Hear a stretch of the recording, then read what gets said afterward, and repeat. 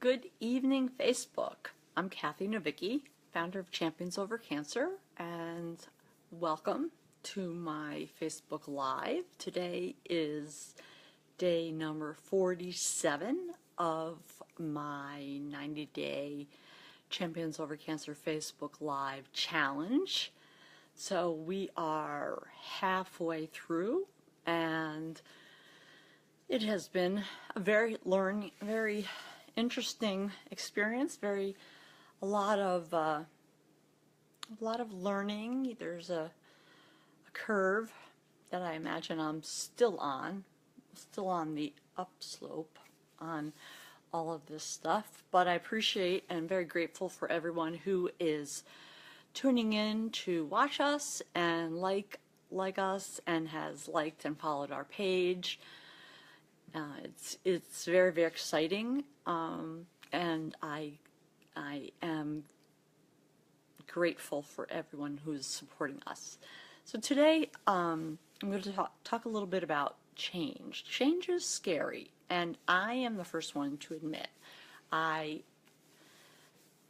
am I'll say I was much worse at accepting change. I believe that I have gotten better, but it's not my most favorite topic in terms of dealing with it personally.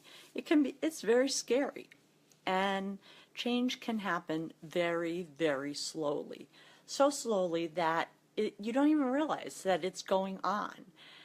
And it takes some large event or experience that forces you to see what has been going on. And you need to reflect, once it kind of hits you in the face, that's when you realize that change has been going on. You need to reflect and, realize what it is that has been changing and what you want to do about it. Because you change because you have to, or you change because you choose to. And when you get cancer, you have to change. I'm sure you can have a choice if you don't want to, but when I was diagnosed at 47 with breast cancer, I didn't think that was much of a choice. The change was inevitable. And you don't sign up for cancer, for any cancer. You just get added to the list of this club that you've suddenly become a member of, and it's not a club that you want to be a member of. But in order to live, you have to change. And it's just in today's world, in society, this time, this day and age, change is everywhere, and it happens every day because there's so much technology out there, and it's not that you have to keep up and be aware of everything, but it's just, you wake up one day and you find, I don't know how to do that. Why? There's no payphones anymore. I can't put a dime in a payphone. No, that would have been a quarter. And now there are no payphones at all because everybody has cell phones. Now, did that happen overnight? No. But it's just an example of a trend that took place over a period of time. And there's good and bad to it, So, the first mobile phone that I had, I'll tell you a little story. It was,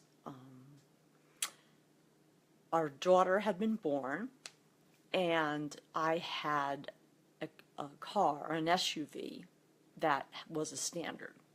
And Jay, my husband, taught me how to drive standard. So that's just another, how shall I put it? Another example of staying together after being taught how to drive standard. Because where he put me to catch first on a rainy, dark night wasn't pretty, let me tell you. And my first day from work, I appreciate every patient soul that was behind me coming home. But anyway, so we would be sometimes going to an event where we'd have to take 2 cars. And so he would like to drive behind me. And while we were driving, he would like to call me on the mobile phone that was mounted in the car. That's how early it was. Because he knew, or he thought he knew, that I would have a hard time shifting, driving, and trying to figure out which button to push to answer the phone. Now, is that as bad? That's as bad as texting now while you're driving, which you don't do, right? Nothing, you don't do it ever, ever, ever. You pull over in a safe spot. So he's behind me, I'm driving, and he calls me. And he's enjoying himself because I'm shifting, trying to drive, trying to push the button to answer the phone. But, excuse me, I figured it out. I knew which button to press. And so, I got him. I answered the phone and said, "You're bothering me, I'm driving." Click. And I hung up. Ha! So there are little changes all around us. So, like that, change can be good, you know? It's like our little 2-day getaway, right? It was really good. We took a selfie, which I don't do many of. My daughter thinks I like to do them. I don't know what makes her think that. But, so I said to Jay, "Oh, we have to do a selfie in front of one of his favorite lighthouses and post it on Champions Over Cancer Facebook, page and the website." I said so we could see, that we're getting out and blah blah blah and what we're doing, and this was change. We went away for a few days. He's over there listening, smiling, and so we took a couple, and I was like, no, that's not good enough. Like, I'm over here, he's over there, the lighthouse is in the middle. No, I said, I don't like that. So then we did it so we were together, and the lighthouse was behind me on the right. And so I put my hand out underneath it, and it was a great one. It was a really, really, really nice picture.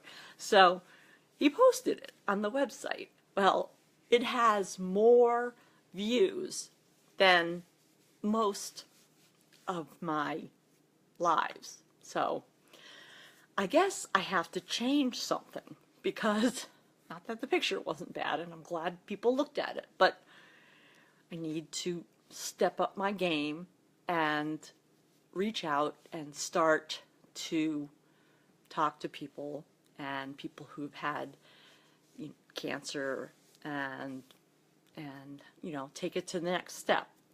So that's change, and that's scary, because I'm not good at putting myself out there. I'm very good once I'm speaking with someone, or once I've met someone, but personality-wise. So you just have to realize, I had to realize, and have, that my situation here is different, and I have to take it to the next level. And I've just acknowledged that. And acknowledging something is not bad, it's just a fact. And once you acknowledge that there's something you need to do, there are several ways to deal with it. I mean, we are individuals, we have choices, and this is obviously not a choice I have to make a change for. I don't have to, but I've acknowledged it, and I realized that in order to continue to grow, I have to make a change. So what do? I have to decide the first step that I'm going to make. And then I have to lay out a plan, and I have to take that first step. You know how to start the journey? You have to take that first step, and then the next one, and the next one, to keep moving forward, because my cause, the Champions Over Cancer cause, to help cancer patients and cancer-free patients deal with issues that are concerning, that they need someone to connect them with services or experts to help resolve, and cancer-free patients for that. And to, you know, it's the more I realize it, the more it is that I want to have fun being cancer-free. I mean, I do have fun, trust me. But a support group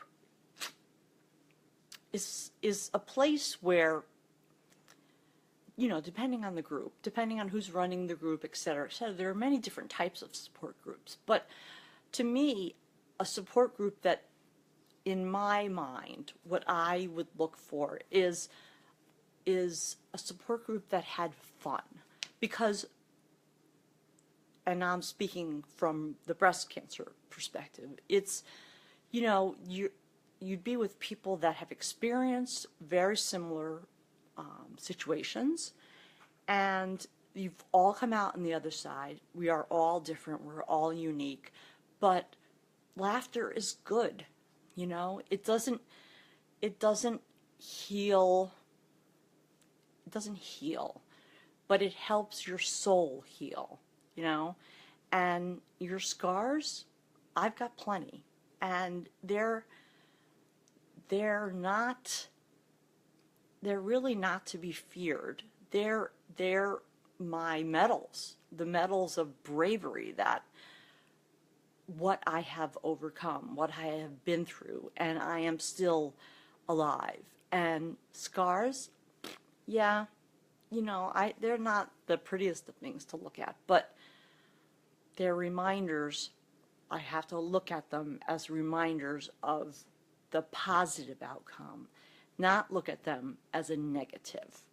So, and that's a choice too, you know, and it's a change. It's a change in how your body looks. It's a change in how you feel about yourself when you look in the mirror.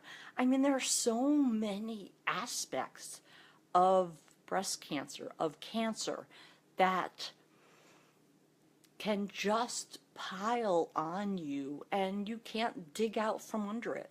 So that's why, to me, a support group that does fun things just is a way, it's a stress reliever. You laugh, whatever it is that you do, you know, you have fun, and they're there to also support you, because they know the road that I've taken. They know the road that they've taken, and you come together and you're like souls. And so to have fun, you come home and it's just, you're a little lighter, you know. You're in a better place, because I think laughter is always, you know, it just changes your perspective on the minute, on the day, on the week, on the event, or the whole disease process. I mean, I did a lot of crazy, you know, funny things when I had cancer. And people say, well, part of the issue is people, you know, nurses have really dark senses of humor. And people if you don't understand, or if you don't know a nurse, or a civil servant like a fireman or a policeman, we all have these really dark senses of humor because what we deal with every day. And in order to get through, you have, you know, it's a defense mechanism. So if you don't understand that, you kind of look at the things we do and the things we joke about, and you're like, ooh, that chick is really sick. And it's not the cancer they're talking about. So I did some funny things, and it was just a way to get by. It was a way to cope. And support groups are another coping mechanism, because people, even if you're having fun, you know, if you're doing something, you're involved in an event or something, people that have been through the similar circumstances can support you and give you hope when there are times that your hope level is a little bit on the lower side. And I have an itchy nose that my mother says that I'm gonna have a fight, but I think it's from the sun I was in for 2 days, because I burn like a lobster even if I think about the sun. But I love lobster. Anyway, I'm getting a little bit off subject, but that's not unusual. So basically, the point I want to make is that you have to be aware of change. And when you have cancer, you get smacked in the face, ow, with change. And what are you going to do? Boom, boom, boom. Come on, what are you going to do? So it's good to be aware of it. It's good to know what your tolerance of it is. It's all that risk tolerance. How much can you deal with on a daily basis that it won't interfere with your daily activities? That's that risk-benefit analysis. And sometimes it's hard for people to know what theirs is, so you need to talk to someone. If it's a friend that helps, if it's a spouse that helps, maybe neither of those are neutral enough for you, then you need a professional to help you walk through that stuff. But that's okay, because that's why people are there. And the more I research, the more I find organizations that are out there that are not well known, that provide services to help people. And so I'm going to end by saying, just don't give up. And that was my Caring Bridge title, Never, Never, Never Quit. And I didn't, and I'm still here 7 years later. So that's a good thing. Now I have more work to do. It's just life, right? Life in the 21st century, or whatever century it is now. So tomorrow I'm working, and it's Tuesday. See, when you work 7 days a week, Sunday through Saturday is your week, and you change every week, your work days change. You never remember what day of the week it is, even when you're working. That's why we have those whiteboards. We put the date and the day of the week it is. It helps, because it's really bad when your nurse is confused, which we wouldn't admit, but happens more than you think. So anyway, I'm going to conclude, and I am going to say thank you for everyone who still supports us and follows us and hits the link to our webpage and joins and follows this movement that I'm still learning how to move. And I hope everyone is home, tucked in, safe, and well. And tomorrow, it'll be late when I come on live. I'm trying to get earlier. Just seems not to be working lately. So I'm in a transition period. So I hope everyone is well, safe, tucked in, feeling good, and I will talk to you tomorrow. And until then, for Champions Over Cancer, I'm Cathy Novicky.